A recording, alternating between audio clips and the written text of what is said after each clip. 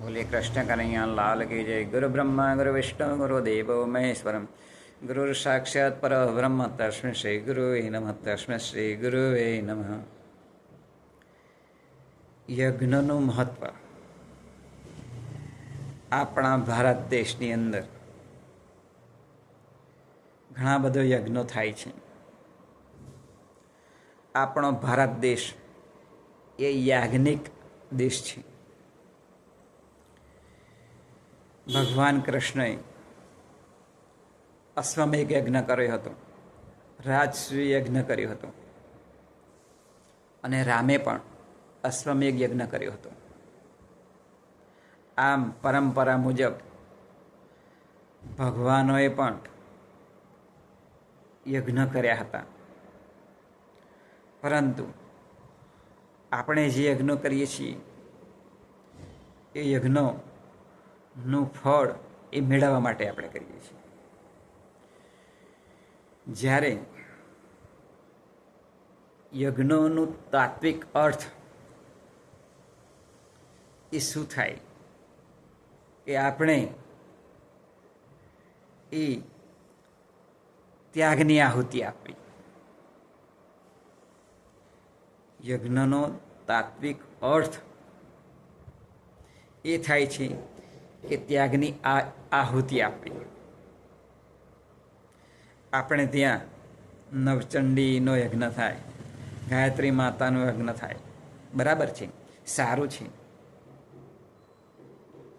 અને આવા બીજા કેટલાક યજ્ઞો પણ થાય છે. યજ્ઞો છે દ્રવ્યયજ્ઞ, તપ યજ્ઞ, યોગ યજ્ઞ, સ્વાધ્યાય યજ્ઞ, જ્ઞાન યજ્ઞ, ઇન્દ્રિય યજ્ઞ, કર્મ યજ્ઞ, દેવ યજ્ઞ, પિતૃયજ્ઞ, ઋષિ યજ્ઞ. આમ ઘણા બધા યજ્ઞો થાય છે. આ યજ્ઞોની અંદર સ્થૂળ રૂપે આપણે જોઈએ તો શ્રીફળ, તલ, જવ આવી બધી જે વસ્તુઓ છે એ એમની અંદર આહુતિ આપવામાં આવે છે.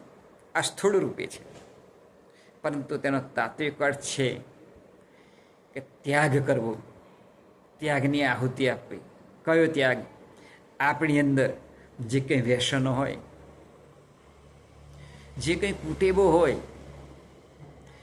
એ આપણી કુટેવોને સુધારવા માટે આપણે ત્યાગની આહુતિ આપવી એ સાચામાં સાચો યજ્ઞ છે.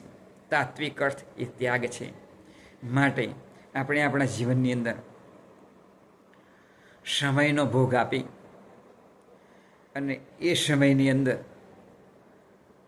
બીજા મિત્રોને ભગવાન સંબંધી, ભગવાનના ચરિત્રોની, ભક્તોની કથા વાર્તા કરવી, સત્સંગ કરવો ને કરાવવો, તો એ ખરેખર સાચા અર્થની અંદર એ ત્યાગની આહુતિ છે, સમયની આહુતિ છે. એ આહુતિની અંદરથી સામા વ્યક્તિ જ્યારે આપણને મળે અને ભગવાન સંબંધી વાત કરીએ તો આપણે નિમિત્ત બનીએ ને એમની અંદર જ્યારે બીજરૂપી વટવૃક્ષ મોટું થાય ત્યારે એમની અંદર પણ ભક્તિ ઉદય આવે અને ભગવાનના સન્માર્ગે જાય, સારા કર્મો કરે અને એ પોતે સુખી થાય. એટલે જ ધર્મગ્રંથોની અંદર ભગવાને પણ કહ્યું છે કે જો એક વ્યક્તિને ભગવાન સંબંધીના માર્ગમાં વાળો તો એક બ્રહ્માંડ ઉઘારાનું પુણ્ય મળે. માટે આપણે આપણા જીવનની અંદર સંપર્ક યજ્ઞ શરૂ કરવો. જે કંઈ વ્યક્તિ મળે એમનો સંપર્ક કરી અને સંપર્ક યજ્ઞ કરી અને એમને ભગવાનની વાત કરવી એ સાચા અર્થમાં એ યજ્ઞની આહુતિ કહેવાય છે. એટલે આપણે તાત્વિક અર્થ રૂપે યજ્ઞની આહુતિ આપી અને આપણે પણ આનંદ મેળવી શકીએ, બીજાને પણ આનંદ મળે, સુખની પ્રાપ્તિ થાય, ભગવાન પ્રત્યે આગળ વધે. તે માટે તાત્વિક યજ્ઞનો અર્થ સમજાવી તેમને ભક્તિના માર્ગે વાળીએ તો એક બ્રહ્માંડ ઉગારાનું પુણ્ય આપણને પ્રાપ્ત થાય છે. તો આવી રીતે જન જન સુધી મળી સંપર્ક યજ્ઞ કરી ભગવાનના માર્ગે આપણે બીજા વ્યક્તિઓને પણ જોડીએ. એ જ આજના શુભ દિને પ્રાર્થના. બોલીએ કૃષ્ણ કનૈયા લાલ કી જય.